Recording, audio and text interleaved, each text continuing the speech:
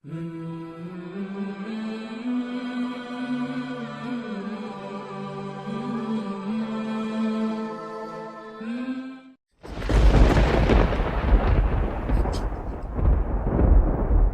اللہ الرحمن الرحیم۔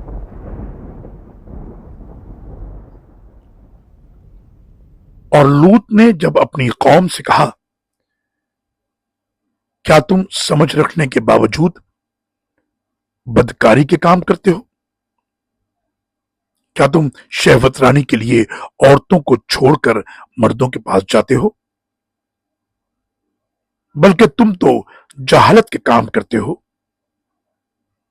چنانچہ ان کی قوم کو کوئی جواب بن نہ پایا، ماں سوائے اس کے کہ انہوں نے یہ کہہ دیا کہ لوط اور اس کے ساتھیوں کو اپنے شہر سے نکال دو، یہ بڑے پاک باز بنتے ہیں۔